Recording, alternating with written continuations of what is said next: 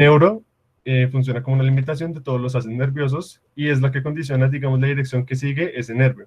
Mientras que dentro del epineuro, si lo cortáramos, vemos unos pequeños cilindros. Cada uno de estos cilindros está cubierto por perineuro, que es el que dirige cada haz nervioso. Y dentro de cada haz nervioso, digamos que tenemos las fibras nerviosas, entre las cuales, entre dos fibras nerviosas, hay endoneuro, o por decirlo así, matriz extracelular o tejido sostén.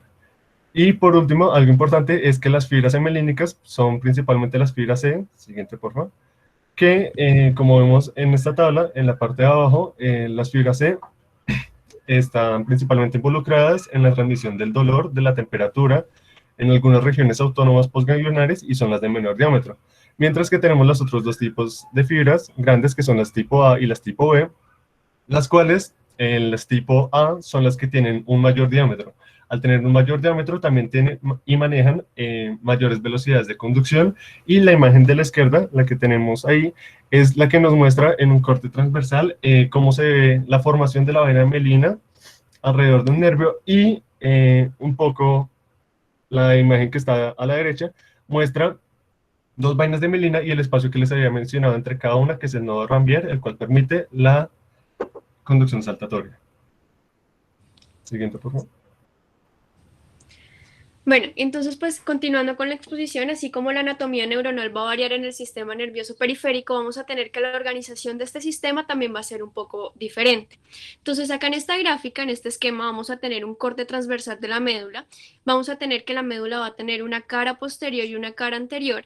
En la cara anterior entonces vamos a tener que desde el asta ventral van a haber unas prolongaciones axonales que van a llevar información de tipo eferente, motora, y cuando hablamos de la información de tipo eferente, estamos hablando de la información que se origina en el sistema nervioso central, pero que se va a ejecutar en el sistema nervioso periférico. Entonces, un ejemplo de esto para que quede un poco más claro es, por ejemplo, cuando yo quiero agarrar el lápiz de la mesa. Entonces, para poder agarrar el lápiz de la mesa, tengo que tener una previa información que va a surgir en el sistema nervioso central, va a descender a través de las vías descendentes de la médula espinal hasta llegar a las fibras motoras. De las fibras motoras se va a transmitir esa información hacia el nervio espinal periférico y luego por las ramas terminales de este nervio espinal periférico va a llegar hacia la inervación motora de los dedos que me va a permitir hacer el agarre del lápiz. Asimismo, y en contraste, vamos a tener que en la cara posterior se van a encontrar las fibras que van a llevar información sensorial de tipo aferente.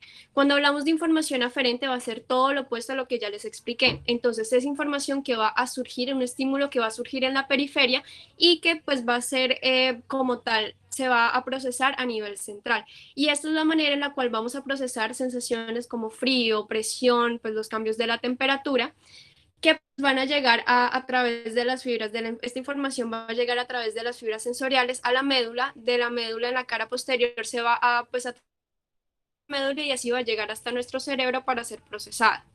Algo importante es que las fibras que llevan información de tipo sensorial también van a tener esta estructura que va a ser el ganglio espinal. El ganglio va a ser un engrosamiento de las fibras nerviosas en donde estas fibras sensoriales van a hacer una primera sinapsis para luego distal a este ganglio se van a unir con las fibras motoras para formar lo que va a ser el nervio espinal periférico que va a contener información de tipo mixto. Entonces, como les estaba explicando, en la parte posterior vamos a tener lo que va a ser la neurona que lleva información sensorial o de tipo sensitiva y en la parte anterior vamos a tener la neurona que va a llevar de información de tipo motor. Toda esta unidad me va a formar lo que se conoce como la motoneurona inferior. Pero acá lo importante es que cuando estamos hablando de la neurona sensitiva, estamos hablando de estímulos que se van a crear en la periferia y que van a ser sensados por estos que van a ser los receptores sensoriales. Vamos a tener diferentes tipos de receptores sensoriales. Está el corpúsculo de Meissner, que me va a recibir el tacto suave, los discos de Meckel, que van a ser mecanorreceptores de presión, los terminales de Ruffini, que van a ser de temperatura, el corpúsculo de Pacini, que, que me va a sensar la presión, los cambios en la presión, y las terminales libres de unión, que como explicaba mi compañero, son terminales amielínicas que me van a, hacer me van a ayudar para que sea sensada de manera rápida el dolor como tal. Toda esa información pues se va a sensar acá en este receptor, va a viajar a través del axón, va a ser la sinapsis en el ganglio dorsal que ya les expliqué anteriormente y posteriormente pues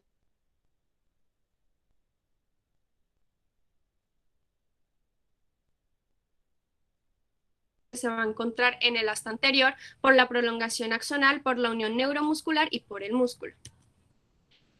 Entonces, para que quede como un poco más claro de qué estamos hablando cuando hablamos de la motoneurona anterior, de la motoneurona inferior, vamos de nuevo a esta gráfica.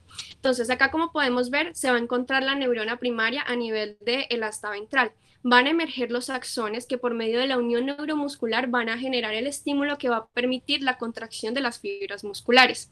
Cuando estamos hablando de una unidad motora, estamos hablando de todas las fibras musculares que van a estar inervadas por un mismo axón. En el caso de esta gráfica vamos a tener que la morada va a ser toda y la verde va a ser otra unidad motora. Entonces, como ya les explicamos las características que tienen las neuronas como tal, traje esta gráfica sobre el músculo para que podamos recordar la anatomía del músculo. Las fibras, acá vamos a tener una muscular, una capa de tejido conectivo que se va a llamar el endomisio. Luego vamos a tener que muchas fibras musculares, todas en conjunto, van a estar recubiertas por otra capa de tejido conectivo que se va a llamar el fascículo. Luego los fascículos van a estar en estrecho contacto con los vasos y los nervios, que van a ser los que me van a permitir como tal el metabolismo del músculo, y todo esto va a estar rodeado por el perimisio. Y luego toda esta capa va a estar rodeada por una capa mucho más externa que va a ser el epimisio, que es la capa que está en contacto como tal con los huesos y los otros músculos.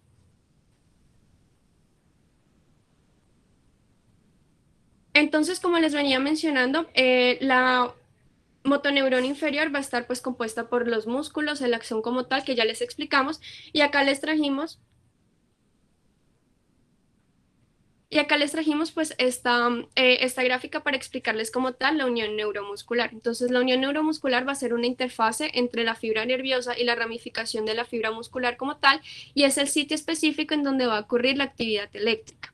Va a haber un espacio que va a estar entre la fibra muscular y la terminal axonal, que se va a llamar la hendidura sináptica, y en ese espacio en donde se van a encontrar todas las moléculas y los neurotransmisores que se van a estar involucrados como tal en la contracción del músculo. Entonces, ya para empezar a hablar del sistema nervioso periférico, siguiente por favor, tenemos que el mismo se puede organizar de distintas maneras, en especial de la manera que les vamos a hablar, que es hablando de los pares craneales, como la región craneal, siguiendo por el plejo braquial, por las ramas intercostales, por el plejo lumbar y por el plejo sacro.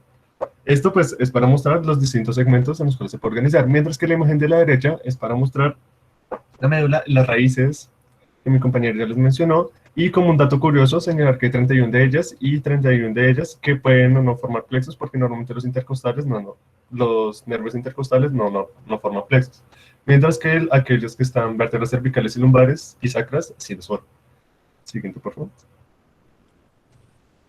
Para empezar a hablar de los pares craneales, tenemos que tener en cuenta que son 12 pares que salen del encéfalo a través de los agujeros del cráneo. Y estos pueden llevar distintos tipos de información, los cuales pueden ser aferentes, eferentes o motores, y pueden ser nervios mixtos. Los primeros, los aferentes, tenemos como ejemplo al primer par, al segundo par y al octavo par. Como ejemplos de los pares motores tenemos al tercer, al cuarto, al sexto par, que en conjunto se van a llamar motores, al onceavo y al doceavo par. Y como nervios mixtos tenemos al quinto par, al séptimo par, al noveno y al décimo par. Siguiente, por favor. Entonces, lo que les vamos a mencionar ahorita es, pues, dependiendo de cada par craneal, el origen real que tiene, el origen aparente y el recorrido que tiene cada uno de ellos. Empezando con el número 1, que es el nervio olfatorio. El nervio olfatorio tiene su origen real en las células bipolares de la mucosa olfatoria y su origen aparente es en la cara inferior del bulbo olfatorio. El recorrido es bastante corto, ya que desde las células bipolares de la mucosa olfatoria lo que hace es empezar a unirse una con otra y ascienden como filamentos nerviosos, los cuales perforan la lámina cribosa y se siguen uniendo hasta llegar a la parte inferior del bulbo olfatorio, siendo este pues su lugar de donde termina el nervio. El segundo par craneal, el nervio óptico, tiene su origen en las células ganglionares de la retina y su origen aparente es en el quiasma óptico. El nervio óptico se puede dividir en 4 segmentos. Primero el intraocular, el segundo el intraorbitario, el tercero el intraclavicular y el intracraneal. El primero, el intraocular, es aquel que se forma cuando las células ganglionares de la retina empiezan a unirse y terminan abandonando el ojo a través de la papila óptica, atravesando las capas de la coroides y la esclera. Después de esto, llega la segunda región, llega la segunda porción, que es la intraorbitaria. En la región intraorbitaria, el nervio óptico se forma y se encuentra rodeado de los músculos rectos del ojo, donde atraviesa el anillo de Sim y la grasa retrocular. Después de esto, llega la tercera porción, que es la intracanalicular, y donde, pues, digamos que no hay nada importante, solo que atraviesa como 1 centímetro de hueso a través de este agujero óptico, y la intracraneal, que es o una breve extensión, que es desde que sale el agujero óptico hasta que llega al quiasma óptico.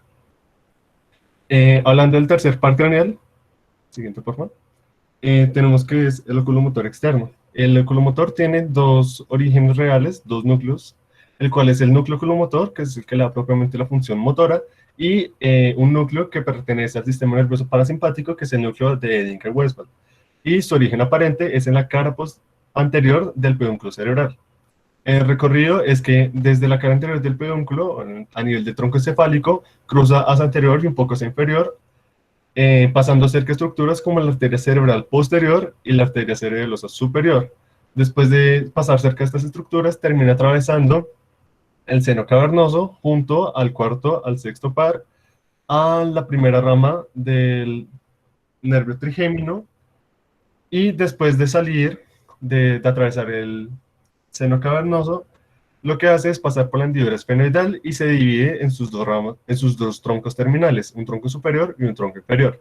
El tronco superior lo que hace es inervar al recto superior y al elevador del párpado, mientras que el tronco inferior inerva al recto interno, al recto y al oblicuo inferior, y también da una rama para el ganglio ciliar que va a terminar dando la información parasimpática para el globo ocular.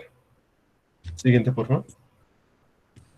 El cuarto par craneal o par troclear tiene su origen real en el núcleo troclear y su origen aparente en la cara posterior del tronco encefálico. Tiene un recorrido bastante similar al tercero, solo que al salir de la cara posterior del tronco encefálico tiene que rodear los pedúnculos cerebrales, sigue un recorrido similar al tercer par, atraviesa el seno cavernoso, como ya lo había mencionado, y el agujero de Sim, para terminar inervando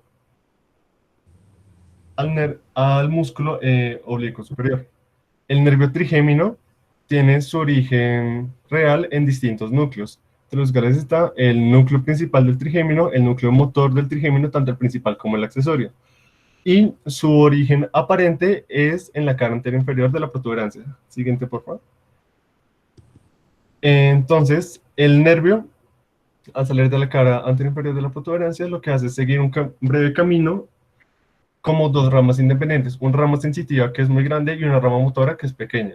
La rama sensitiva grande lo que hace después de ubicarse en la cara inferior del lóbulo temporal, se empieza a dilatar y forma el ganglio de Gasser o el ganglio del trigémino. Este ganglio tiene principal relevancia porque de él salen las tres ramas principales, la rama oftálmica, la rama maxilar y la rama mandibular. Entonces, la primera rama, la rama oftálmica, atraviesa el seno cavernoso, como ya les había mencionado, y después de atravesar el seno cavernoso se divide en tres ramas terminales que atraviesan la hendidura esfenoidal. Estas ramas son la nasociliar, la frontal y la lagrimal. La segunda rama, la rama maxilar, atraviesa el agujero redondo. Después de atravesar el agujero redondo mayor, donde termina en la fosa pterigopalatina, y después de terminar en la fosa pterigopalatina, ingresa otra vez a la órbita por la hendidura esfenomaxilar y da el nervio infraorbitario, que sería su rama terminal. Mientras está en la fosa pterigopalatina, forma el ganglio pterigopalatino. Y la última rama, que es la rama mandibular, es la que abandona el cráneo por medio del agujero oval. Esta rama es importante porque es a la cual se une la rama sensitiva que venía desde antes, de la salida de todo en la parte sensitiva. Entonces la parte sensitiva y la motora se unen y en la rama maxilar y termina formando pues la rama que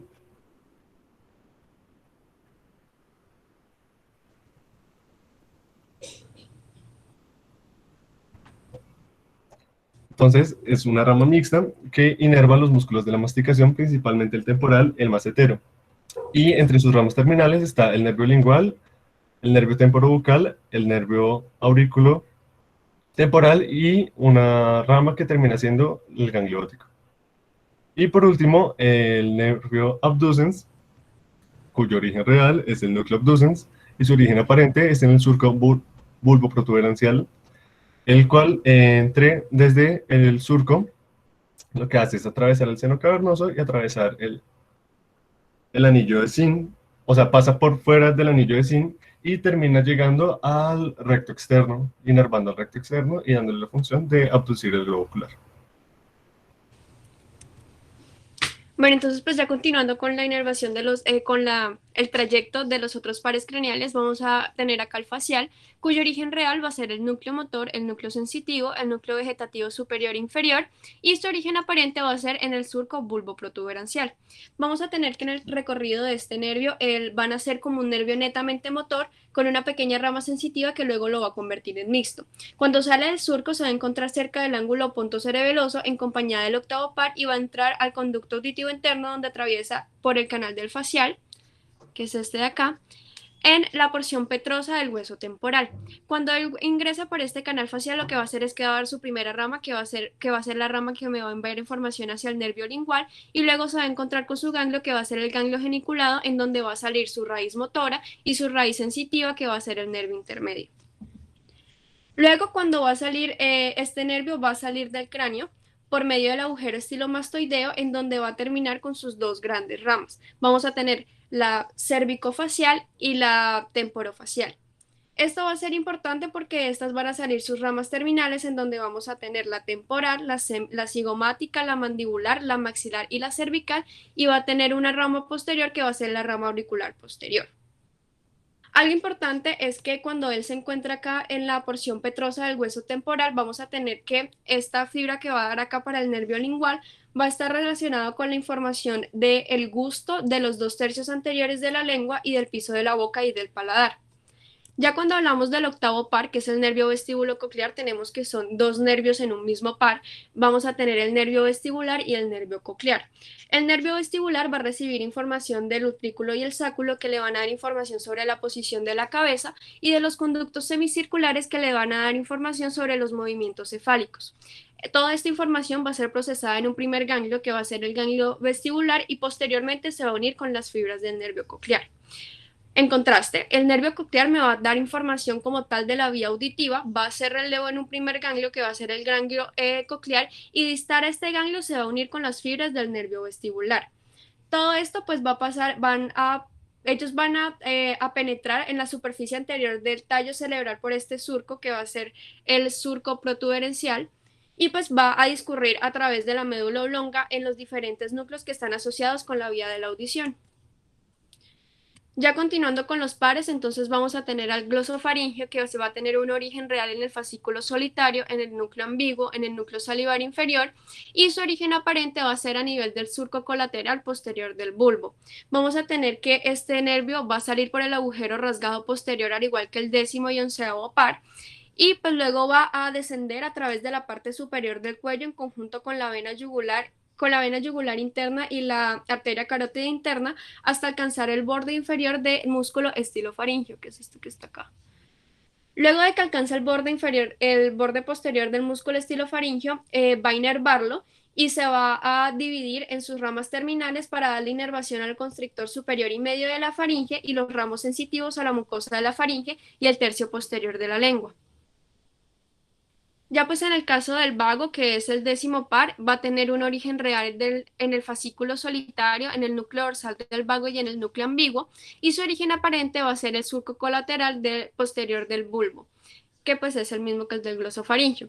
Entonces, este par craneal, desde su origen aparente, va a salir por el agujero rasgado posterior, va a discurrir con la carótida interna y la vena yugular, desciende por el tórax, y en el tórax se va a dividir en el vago derecho y el vago izquierdo.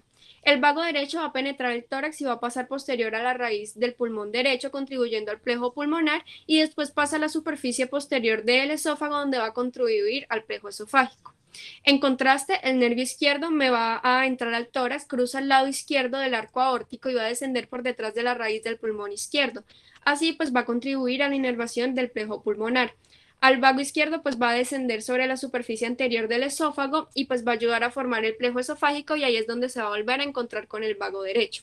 Algo importante acá es que luego de que ellos forman este plejo van a discurrir posteriormente hacia la cavidad abdominal en donde van a tener ciertas ramas terminales en las vísceras de la cavidad abdominal como el estómago, el hígado, el vaso y la glándula suprarrenal.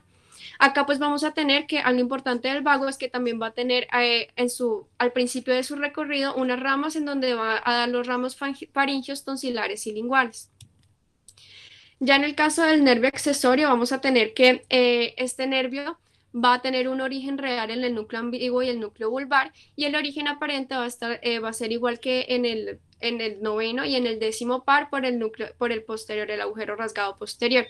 Y este nervio, este par craneal, va a tener una característica y es que va a tener una rama interna y una rama externa. La rama interna me va a formar el ganglio plexiforme del vago, mientras que la rama externa me va a dar la inervación motora de sus músculos principales o de sus únicos dos músculos que van a ser el trapecio y el esternocleidomastoideo. Finalmente, pues vamos a tener el 12º par, que va a ser el nervio hipogloso, que tiene un origen real en el núcleo ambiguo y en el fascículo solitario, y el origen aparente va a ser a nivel del surco preolivar del bulbo raquídeo con fibras del 10º y del 11º. En el recorrido vamos a tener que sale por el agujero condilo anterior y va a abandonar el cráneo por el canal del hipogloso.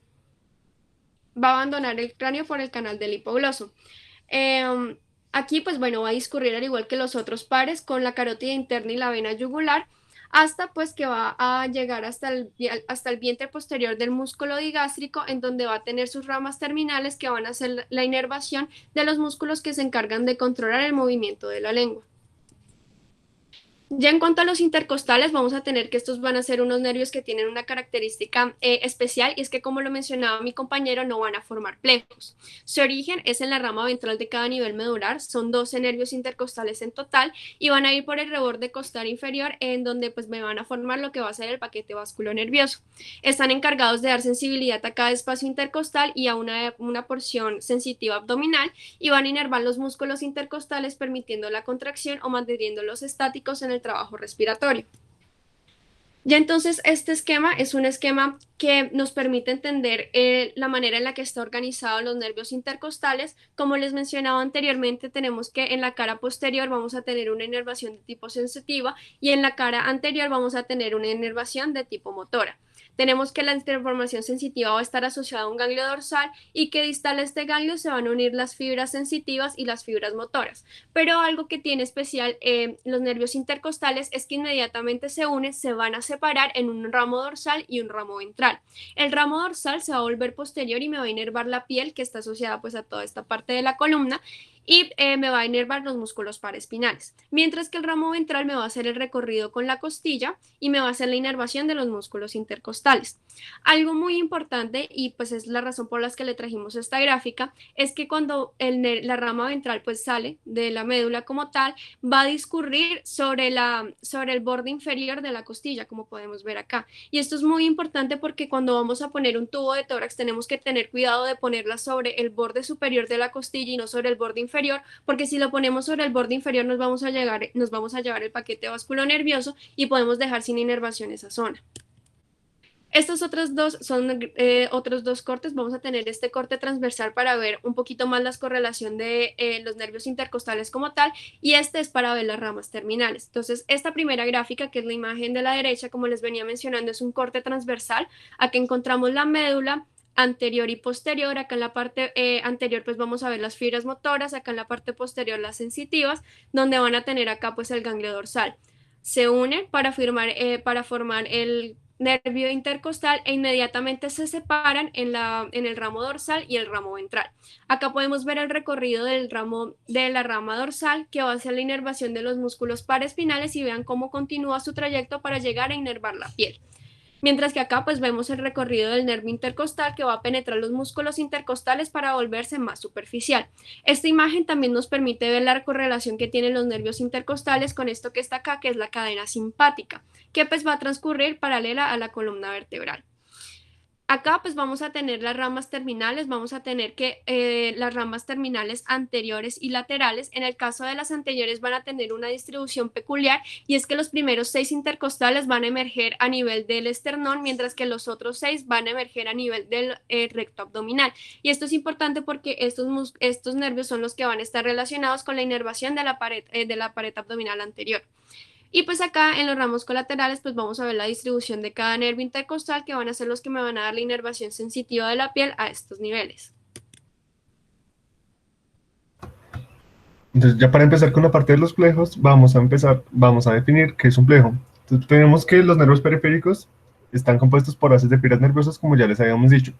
En su recorrido, lo que pueden hacer es unirse unos con otros. Si estos empiezan a unir, se forma una malla, la cual denominamos un plejo nervioso.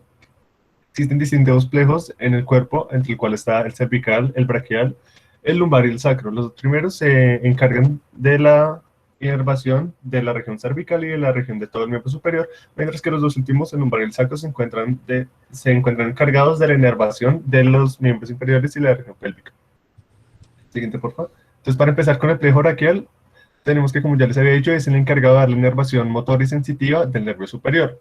Nace de las raíces ventrales del nivel de C5 hasta T1 y tiene 5 ramas terminales importantes que son el nervio mediano, el nervio musculocutáneo, el nervio radial, cubital y axilar.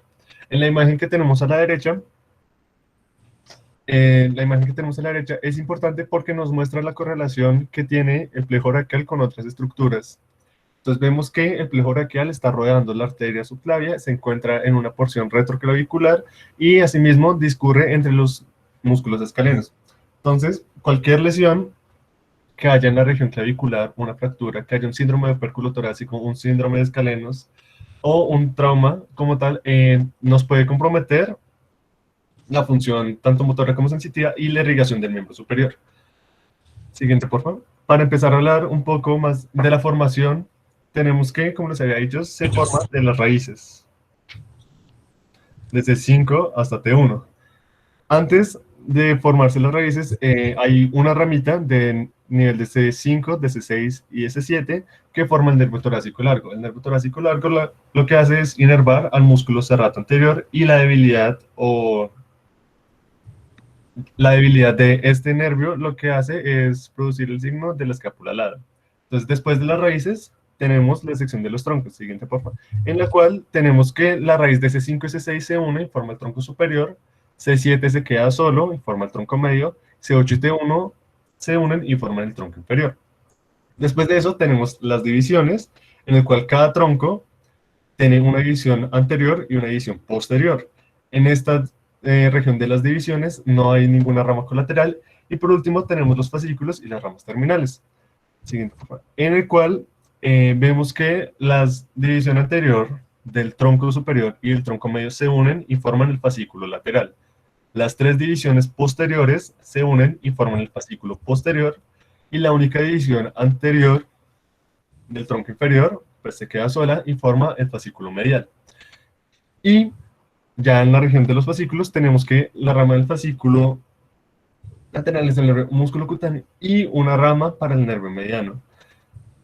La rama lateral para el nervio mediano. Del fascículo posterior, las ramas terminales importantes son el nervio radial y el nervio axilar.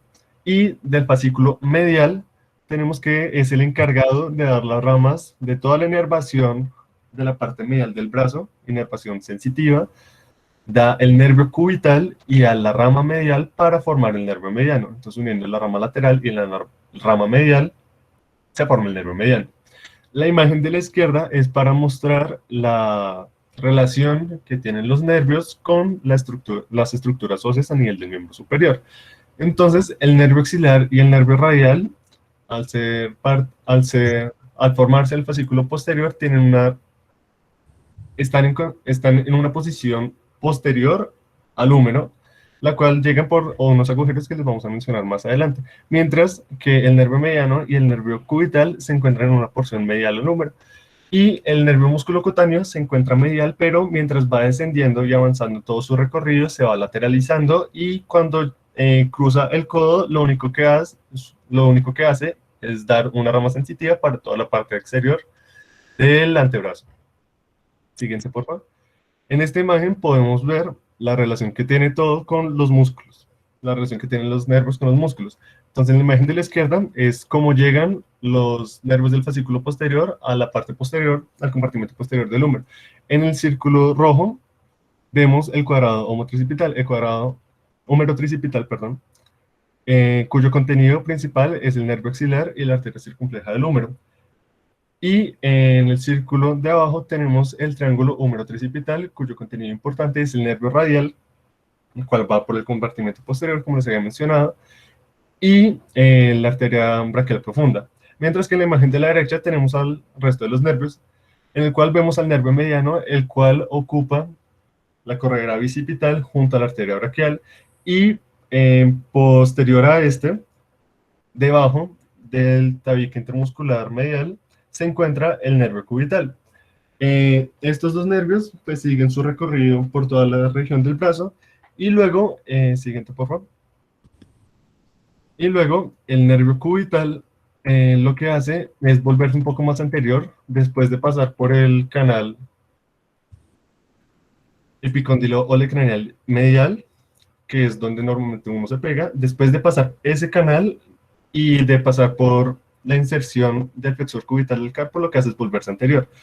El nervio medial, que está en la corredera bicipital, después de pasar por la aponeurosis bicipital, lo que hace es volverse lateral y quedarse en toda la mitad del antebrazo mientras va discurriendo por ahí, inerva todos los músculos adyacentes. Y el nervio radial, que como les había mencionado, se da al compartimento posterior, baja por todo el canal de torsión que se encuentra en el húmero, se ubica en la parte posterior y lateral del húmero, y luego da dos ramas, una superficial y una profunda. La superficial es la sensitiva y la profunda, que discurre por toda la parte posterior del antebrazo, es la motora. Y en la imagen de la derecha tenemos la parte final del nervio mediano y el nervio cubital, en donde vemos cómo atraviesan el túnel del carpo. El nervio mediano lo atraviesan en una parte más lateral, por decirlo así, y está acompañado de los tendones de los flexores superficiales y profundos de los dedos, cuya inflamación, por uso repetitivo, causan la compresión del mismo nervio y producen el síndrome del túnel del carpo. Mientras que, un poquito a la izquierda de la imagen, vemos el canal de Guyon, por donde pasa el nervio cubital en su parte terminal.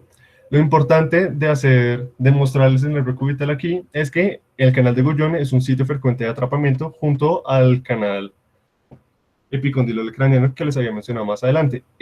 Si hay un atrapamiento del nervio cubital, depende de dónde se haga, si es en el canal de Guyon o más arriba, va a tener una clínica un poco diferente, porque en el canal de Guyon, antes de atravesarlo, da la rama sensitiva. Entonces, si hay un atrapamiento en el canal, solo se va a comprometer la parte motora y no la rama sensitiva. Mientras que si es mucho más arriba, antes de pasar por el canal de Guyon, va a haber un compromiso tanto motor como sensitivo de la mano. Siguiente, por favor. En esta imagen, lo que les mostramos son los distintos dermatomas, miotomas y el arco reflejo. En los dermatomas, que luego los vamos a mostrar en una tablita más ordenados para que los tengan más claro. Los dermatomas, vemos que la inervación del miembro superior puede ir desde C4 hasta T1 e incluso se puede tomar como parte T2. Mientras que el arco reflejo es una parte importante que hay que explicar acá, el sistema nervioso periférico, en el cual hay una estimulación. El arco lo vamos a explicar con el reflejo bicipital, pero aplica para cualquier reflejo de tanto miembro superior como miembro inferior. Entonces hay una percusión. Se percute el tendón. Al percutir el tendón que uno quiere examinar, del músculo que uno quiere examinar, lo que se hace es estimular las fibras que se encuentran en el tendón, en el órgano tendinoso de Golgi. Eso cuenta como una aferencia, la cual pues va por el nervio de una manera sensitiva. Entonces la información va ascendiendo y se va a la raíz ventral, que es de donde sale el nervio que va para el reflejo, los nervios que forman el reflejo raquel. Después de entrar a la raíz, después de entrar por la raíz ventral, lo que se hace es irse por la parte posterior, pasar por el ganglio de la raíz dorsal, entrar por el asta posterior a la médula y por medio de una interneurona lo que hace es conectar la parte sensitiva con la parte motora. Entonces, con la parte motora tiene dos componentes importantes. Una es estimular los músculos que vayan a facilitar el reflejo, y la otra es disminuir el tono de los músculos que estén en contra de este reflejo. En el caso del reflejo bicipital lo que hace pues es realizar la contracción del bíceps mientras relaja el tríceps. Siguiente, por favor. Y esta era la tabla que les mencionaba, en donde va a estar todo de una manera más clara. Entonces lo agrupamos de una manera más práctica para enseñar los dermatomas, los miotomas y los reflejos y los niveles a los cuales se asocian. Entonces, entre los dermatomas tenemos que en C3 y C4 se encuentra la inervación sensitiva de las clavículas, en C5 y C6 toda la parte lateral del miembro superior. De C8 a T1 se encarga de toda la inervación de la porción interna del miembro superior. Y como puntos específicos, C6 inerva el primer dedo y C8 inerva al cuarto y quinto dedo. Entre los miotomas, tenemos que C5 es el encargado de la abducción de los hombros, C6 de la flexión del codo y de la muñeca, C7 extiende el codo, C8 extiende el pulgar y permite la flexión de los dedos, mientras que T1 permite la abducción del quinto dedo y la aducción de los dedos de la mano. Y los reflejos, los tres importantes, el bicipital, que es la contracción del bíceps, se da por la raíz de C5 y C6, el brachiorradial, que es la flexión del codo con pronación del brazo, también se da por C5 y C6, principalmente por C6, y el reflejo tricipital, que es la extensión del codo por la contracción del tríceps, se da principalmente por los niveles de C7 y C8. Entonces, continuando con los plejos, vamos a tener que los plejos que están encargados de la inervación del miembro inferior van a ser el plejo lumbar, el sacro y el coxígeo. Pero acá les vamos a hablar principalmente del lumbar y del sacro. Entonces, tenemos que en el caso del plejo lumbar, que es este que vemos acá, se va a originar en las ramas anteriores de los nervios espinales de los niveles L1 a L4 con una contribución de T12 y es por eso que el nervio intercostal T12 en realidad se considera un nervio subcostal.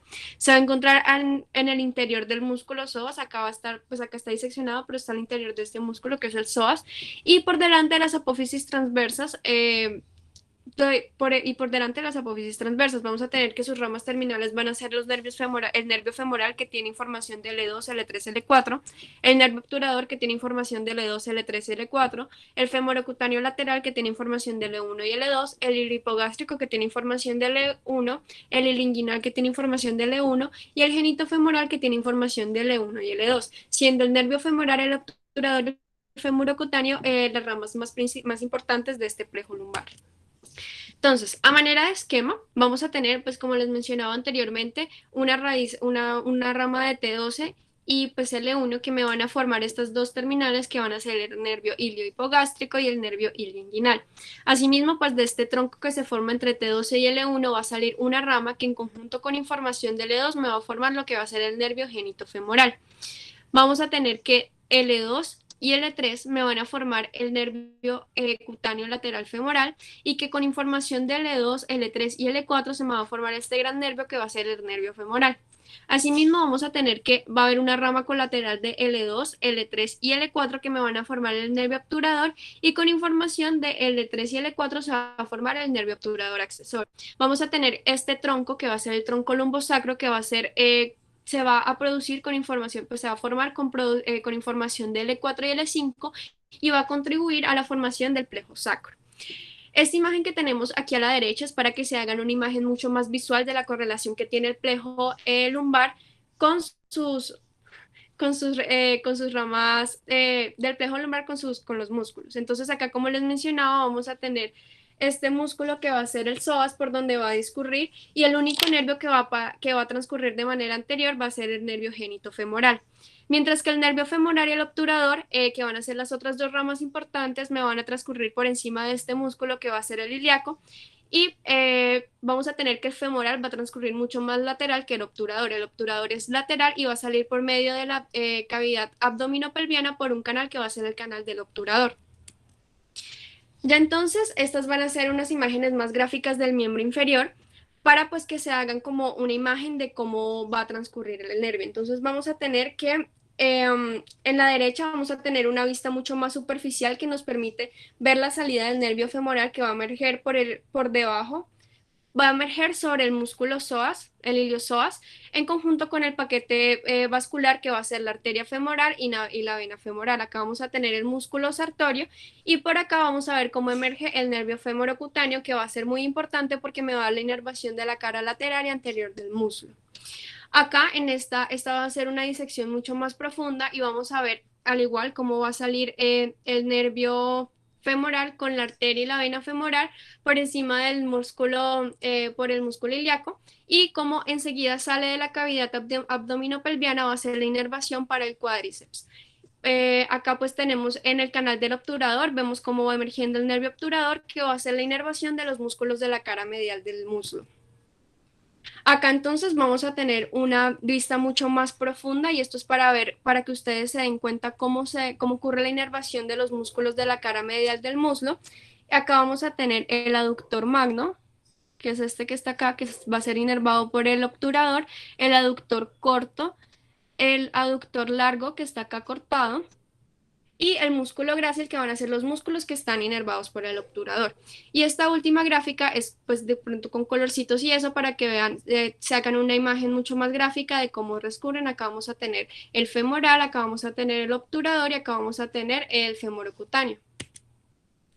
Ya entonces, hablando como tal del plejo sacro, vamos a tener, que es este de acá, se va a originar en el tronco lumbosacro del E4 y el E5 con las ramas anteriores de S1 y S4, se encuentra anterior al músculo piriforme, acá, y va a recibir información simpática y parasimpática para llevarla por medio de los músculos y órganos a la pelvis. Vamos a tener que sus ramas terminales van a ser el ciático con información de L4 a S3, el peroneo común que es de L4 a S2, el pudendo, el pudendo que tiene información de S2 a S4, el glúteo superior que tiene información de L4 a S1 y el glúteo inferior que va a tener información de L5 a S2. Algo importante acá es que el plejo coxígeo van a ser de la porción de S4 con todo el ramo de S5 y los aportes nerviosos coxígeos que van a tener una función netamente sensitiva para la región perianal. Acá entonces de nuevo tenemos el esquema de cómo se ve el plejo. Vamos a tener que tiene información desde el E4 hasta S4, sí, información del E4 hasta S4, que el E4 va a tener una rama que en conjunto con el E5 me va a formar el nervio glúteo superior y luego con información del E4, el E5 y S1 se va a formar el nervio glúteo inferior. Asimismo, con información de todas las raíces nerviosas se va a formar este gran nervio que va a ser el nervio ciático, que es un nervio realmente grueso, tiene el grosor casi de un pulgar, que va a ser toda la inervación de la cara posterior de la pierna, de la parte posterior del miembro inferior. También vamos a tener este nervio, esta terminal, que va a ser el nervio pudendo, que me va a dar la inervación al músculo elevador del ano, que tiene información de S2, S3 y S4. En esta imagen, este es un corte sagital, acá pues vamos a tener el sacro, acá pueden ver cómo discurre el plejo por encima del músculo piriforme y que tiene una relación estrecha con las arterias glúteas. Acá también pues podemos ver una de las ramas terminales que va a ser la pudendo, que como les mencionaba sale e inmediatamente llega a inervar al músculo elevador del ano, que es el que está asociado con todo lo que tiene que ver con el proceso de la defecación. Ya entonces vamos a tener estos dos cortes, este es un corte intermedio y este es una disección un poco más profunda. Acá podemos ver el nervio ciático que emerge por debajo, por el borde inferior del músculo piriforme, y pues acá va a estar cortado para que podamos tener una mayor apreciación de la anatomía. Vemos el nervio glúteo superior que me va a hacer la inervación del glúteo menor que emerge por encima del músculo piriforme, y por debajo va a emergir el nervio glúteo inferior que me va a hacer la inervación del glúteo mayor. Asimismo podemos ver acá el pudendo que me va a atravesar y va a llegar al perineo para hacerme la inervación del elevador del ano. Acá entonces pues vamos a tener este corte que es un poco más profundo, vean cómo discurre sobre toda la región posterior del muslo el nervio ciático. Acá pues de nuevo vemos cómo salen los nervios glúteos. Y pues vamos a tener que va a discurrir por debajo de este músculo que va a ser el semitendinoso y por debajo del bíceps de acá del muslo. Y va luego a llegar y en la fosa poplitea se va a dividir en sus ramas terminales que va a ser la tibial y la peronea común. Que la peronea común luego va a tener dos ramos terminales, uno que va a discurrir posterior y otro que va a discurrir anterior, como podemos ver aquí en esta imagen. Entonces vemos que el nervio ciático llega acá a la fosa poplitea. Continúa como el nervio tibial pues va a llegar y va a hacer toda la inervación de lo que es la parte posterior de la pierna y luego va a llegar a sus tramos terminales para hacer la inervación final del pie y lo mismo sucede con el peroneo. Acá vamos a tener la gráfica para que se hagan una imagen mucho más esquemática de cómo discurre por posterior el nervio ciático. Y de nuevo, pues bueno, acá tenemos los dermatomas y de nuevo el arco reflejo. Vamos a tener que en los dermatomas la región inguinal va a estar, la inervación va a estar dada por L1. L1, L2, L3 y L4 me van a hacer la inervación sensitiva del muslo y de la cara anterior de la pierna. L5, S1 y S2 me van a hacer la inervación de la cara lateral de la pierna. El L5, S1 y S2 me van a hacer la inervación sensitiva del quinto dedo y L4 y L5 del resto de los dedos. Y ya cuando vamos en la parte posterior, L4 y L5 me hace la inervación de primero, segundo y tercer dedo y cuarto y quinto, y con el tobillo es por S1 y S2. Y acá esto del arco reflejo no es para explicarles lo mismo que les explicó mi compañero Juan David, sino era para decirles de que a pesar de que el sistema nervioso central y el sistema nervioso periférico son sistemas que siempre trabajan en conjunto, el sistema nervioso periférico también tiene una parte que es independiente. Y es que no todo lo que pasa por el sistema nervioso periférico llega al cerebro y es procesado en el cerebro, sino que tiene también un circuito de retroalimentación que es mucho más proximal a él. Entonces tenemos que acá se hace el estímulo sobre el tendón del músculo del cuádriceps. Este estímulo va a llegar por la vía posterior, de la vía posterior por medio de una interneurona va a llegar la información hacia la neurona, hacia la motoneurona inferior y de la motoneurona inferior va a llegar el estímulo para que se haga la extensión de la pierna. Entonces, de nuevo les trajimos este cuadro para que ustedes tengan a la mano este resumen sobre los dermatomas, los miotomas y los reflejos.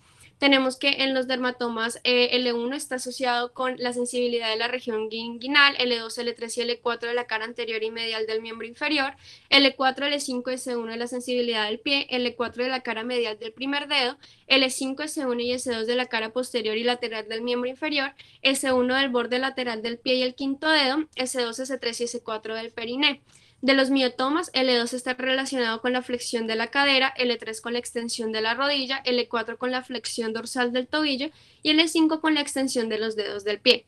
Y acá en los reflejos vamos a tener L3 y L4, que es, que se va a evaluar con el reflejo lotuliano con la extensión de la pierna, el reflejo tibial posterior que evalúa las raíces L4 y L5, que se manifiesta con la flexión plantar del pie con eversión, el aquiliano que evalúa S1 y S2 con la flexión plantar del pie, el cremastérico que me evalúa la contracción del cremaster y la elevación del testículo con T12 y L1, y el bulbo cavernoso que produce la contracción del esfínter anal cuando hago un estímulo vigoroso sobre el glande, sobre el clítoris que me evalúa la S2 y S4. El cremastérico y el bulbo cavernoso son específicos para trauma raquimedular, mientras que estos dos sí me permiten pues, evaluar normal la función refleja del miembro inferior.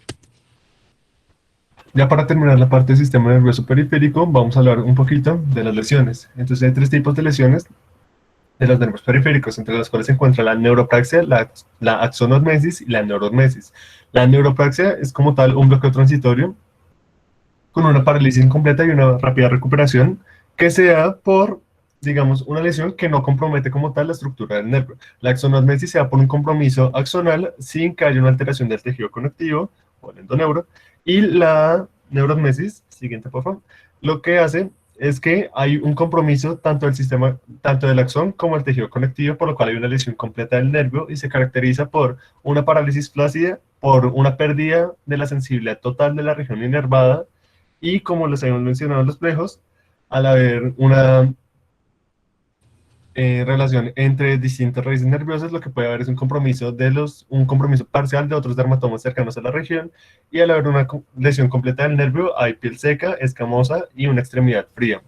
En la tabla que hay en la derecha, lo que podemos ver es lo mismo que les hemos mostrado en las distintas tablas, en nivel de qué raíz, en dónde se podría presentar un dolor, pero esto es principalmente por los dermatomas, qué músculos están inervados principalmente por esta raíz, en dónde se encontraría debilidad basado en la función de cada músculo y qué reflejo se ve involucrado, pero es lo mismo que les hemos mencionado en las dos tablas anteriores. Siguiente, por favor. Y esta imagen es para comprender un poco mejor lo que les dije. Entonces, la neuropraxia es que hay una lesión que no compromete como tal la estructura del nervio. Por ende, el nervio, digamos, que está bien y se recupera rápidamente su función. La axonosmesis se compromete el axón, pero al haber tejido conectivo, el axón se puede recuperar y puede seguir el camino que ya tiene porque digamos que tiene esa guía. Mientras que la neurosmesis es la lesión completa y al haber una lesión completa, lo que es una degeneración de la parte distal a la lesión y el nervio, por decirlo así, se acorta y la región que estaba inervada pues deja de estarlo completamente. Y la neurotmesis es, digamos, es un factor de riesgo o uno de los posibles casos de tener un neuroma al haber un problema en la regeneración del nervio alterado.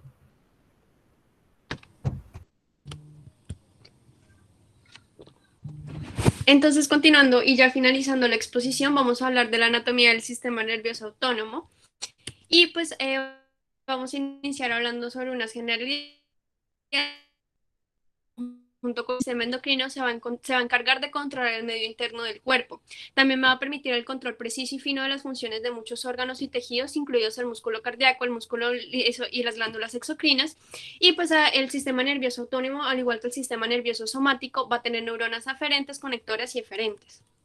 Entonces, para explicar la organización del sistema nervioso autónomo, recordemos que les había explicado que a nivel anterior surgen las fibras con información motora, a nivel posterior van a surgir las fibras con información sensitiva y en el medio vamos a encontrar que se encuentra pues toda esta información del sistema nervioso simpático. Asimismo vamos a tener unas neuronas preganglionares y postganglionares. Acá vamos a ver que las neuronas llevan una información, hacen sinapsis en un ganglio simpático parasimpático que les van a hacer un cambio conformacional en la información que llevan y pues se van a volver unas neuronas postganglionares. Como les explicaba, vamos a tener estos engrosamientos de las fibras nerviosas que van a ser los ganglios y para poder funcionar de manera organizada, ellos van a estar ubicados en plejos autónomos en el tórax, el abdomen y la pelvis. Vamos a tener que van a haber ciertas diferencias en el sistema simpático y parasimpático, que en el sistema simpático va a tener una mayor distribución y que va a ser mucho mayor que el sistema parasimpático, que la función de este sistema es básicamente preparar al cuerpo para una emergencia y que por lo tanto se considera un sistema de alto gasto energético y es esta la razón por la cual se considera que son unos sistemas antagonistas fisiológicos, porque mientras el simpático es un sistema de alto gasto energético, el parasimpático es un sistema que está dirigido hacia la conservación y recuperación de la energía. Una diferencia anatómica diferente es que los ganglios ya lo vamos a ver más adelante, pero los ganglios del sistema nervioso simpático van a estar distribuidos a lo largo de todo el cuerpo, mientras que los parasimpáticos van a estar organizados de una manera mucho más proximal al sistema nervioso central. Por lo tanto, las prolongaciones postganglionares, los axones postganglionares van a ser mucho más, van a tener una longitud mucho mayor que la que tienen en el sistema nervioso simpático. Algo que tienen en común es que van a estar formados por grandes colecciones de fibras aferentes y eferentes y que en conjunto con sus ganglios asociados van a formar todo este gran sistema que les permite actuar de manera organizada. Entonces, para hablar un poco del sistema nervioso simpático, lo que tenemos es que está principalmente conformado por una cadena ganglionar a ambos lados de la columna, que se encuentra pues ambos lados de la columna de una manera simétrica y son principalmente 3 ganglios cervicales de 11 a 12 ganglios torácicos, 5 lumbares y 5 sacros, los cuales están conectados entre sí. El origen de la información se encuentra principalmente desde el ganglio T1 hasta L2, mientras que el resto de ganglios, los que se encuentran más arriba de este nivel o más abajo de L2, son una prolongación de la información que se genera ahí. Siguiente, por favor. Entonces, para hablar un poquito más de cómo se distribuye esto, vamos a hablar de 3 regiones diferentes. Primero es la región cervical, en la cual el ganglio más importante del sistema nervioso simpático es el ganglio estrellado o cervicotorácico, el cual es conocido como el ganglio inferior. Este da toda la información simpática para la vasculatura del cuello y además de eso da toda la información simpática que se pueda requerir a nivel de cabeza y cráneo. La manera en la cual llega la información al cráneo es porque utiliza la vasculatura como un medio de transporte. Entonces, digamos, la arteria carótida común y luego la arteria carótida interna está rodeada por el sistema nervioso simpático, por las ramas. Estas van ascendiendo, siguiendo el recorrido de las mismas arterias y terminan llegando al sistema nervioso central para dar la inervación requerida, por ejemplo, para inervar el iris. En segundo lugar, en la región torácica tenemos 2 componentes importantes del sistema nervioso simpático. El primero se da del nivel de T1 a T4, en el cual ayudan en la formación de los plejos cardíacos anterior y posterior, y el cual permite dar a este plejo cardíaco llega la información tanto simpática como parasimpática, que inerva principalmente al corazón.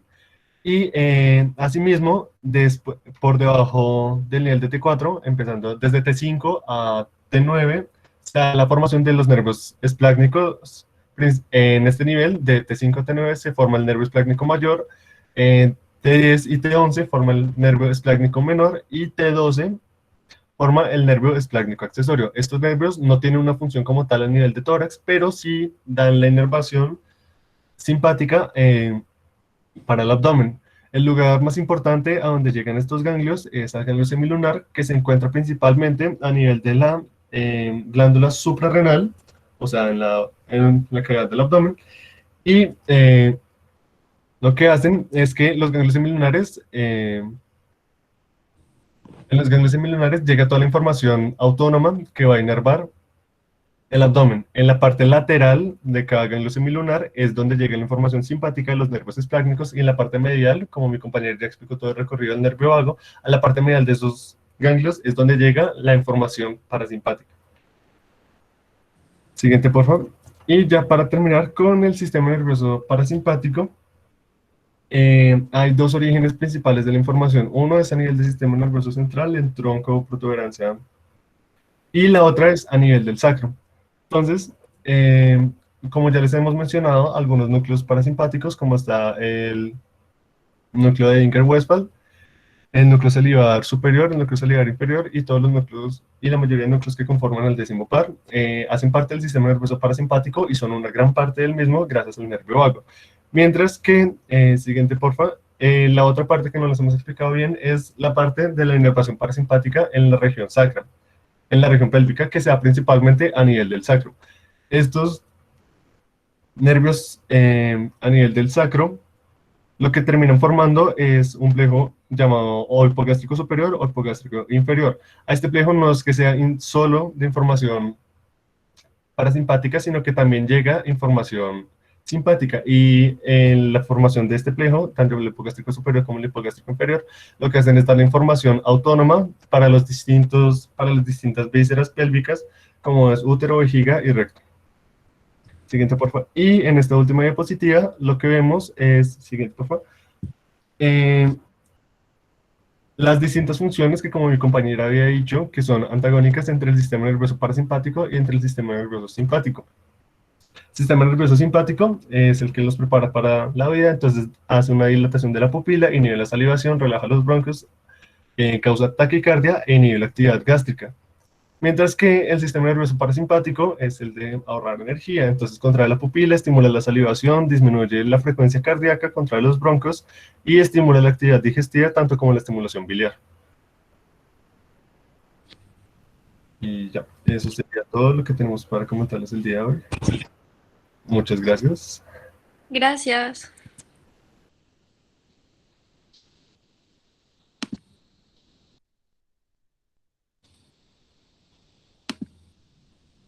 Bueno, chicos, queremos agradecerles mucho por haber preparado esta charla. Este es el momento para abrir. Si alguien tiene alguna pregunta, alguna duda que quiera que resuelvan los expositores, o si el tutor tiene alguna intervención por hacer, muchas gracias a todos. Gracias, Vanessa. Definitivamente recordar es vivir, ¿no les parece?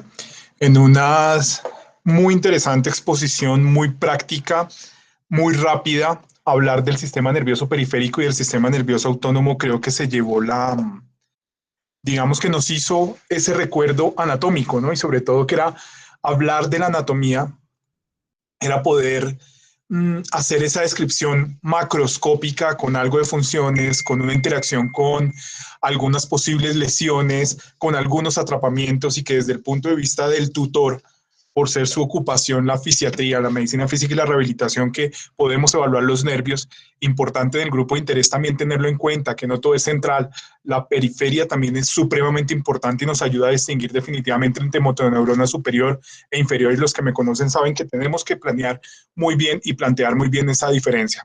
Y este grupo, tanto Juan David como Natalia lo hicieron, lograron hacernos comprender en el recuerdo anatómico de dónde a dónde va esa motoneurona inferior, que nace de esa alfa motoneurona y se va hasta el músculo propiamente, y pues que todo ese recorrido podemos tener algunas lesiones del componente nervioso, sea a nivel de la alfa motoneurona, con la esclerosis lateral amiotrófica, con algunas atrofias medulares espinales que están ahí entre los dos, que nos dan signos tanto de motoneurona superior como inferior, posteriormente vienen las raíces con las radiculopatías, vienen los plejos y se forman las plexopatías, vienen los nervios, vienen las neuronopatías, las lesiones del nervio como tal, las polineuropatías, llegamos a la unión neuromuscular y nos encontramos con las 3 enfermedades de la unión neuromuscular, el botulismo, Eaton Lambert y la miastenia gravis, y continúa el músculo con las miopatías y las distrofias musculares.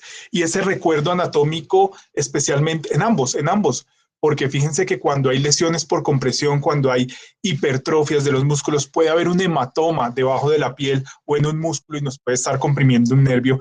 Saber cuáles son esos nervios que más se suelen comprimir. Ahorita con el COVID, los pacientes que llevan mucho tiempo acostados, pues estamos viendo mayor incidencia del atrapamiento del nervio peroneo en la cabeza del peroné, por ejemplo el paciente que está en prono, ¿sí? Entonces también suele pasar eso, lesiones del nervio peroneo superficial, una parte sensitiva de la cara anterior de la pierna, otro que es muy común que a veces llegan hormigueos en la cara medial y lateral del muslo, que se llama meralgia parestésica por una lesión del nervio femorocutáneo lateral, y otros que habían nombrado estos expositores a nivel del miembro superior, ¿no? El canal de Gullón lo recordamos tanto en los parciales de anatomía, en el canal del codo, el bíceps, el músculo cutáneo, en el pronador redondo, el torácico largo que también lo mencionaron, que produce la escápula alada, el síndrome de opérculo torácico que puede estar a nivel de los escalenos y comprometer el nervio, o una costilla supernumeraria también. Entonces, pues bien interesante y recordar eso que ellos decían también, ¿no? El miotoma, el dermatoma y el reflejo, que es lo que nos va a ayudar a dimensionar muy bien esa anatomía. Felicitaciones a Juan y a Natalia. Qué interesante, muy bien llevada. Trataron de ilustrarnos en tiempo récord ese recuerdo anatómico y me pareció que fue muy acertado para la exposición y para todos.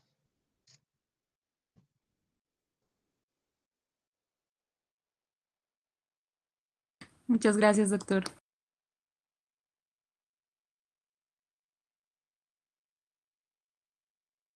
No sé si hay alguna experiencia de los asistentes en ver esos atrapamientos en esas lesiones nerviosas o que tengan anatómicamente, que tengan un compromiso estructural. Ya todos nos hemos golpeado en el cubital, ¿no? En el codo. Es un golpe bastante tremendo. Nos hemos sentado a los que empiezan bicicleta o ciclismo, ¿no? Empiezan ahí a presionar los nervios del periné y empieza a molestar. El que se queda sentado acurrucado mucho tiempo y de pronto sienten esa pseudociática, esa compresión en el nervio ciático por el síndrome piramidal, ¿cierto?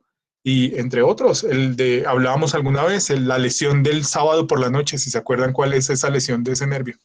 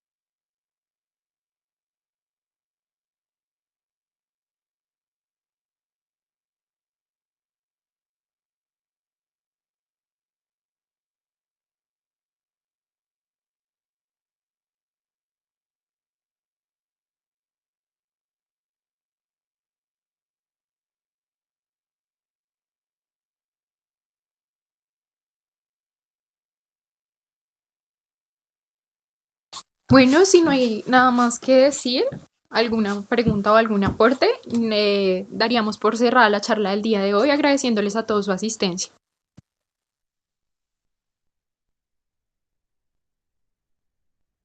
Muchas gracias por la invitación y por la asistencia.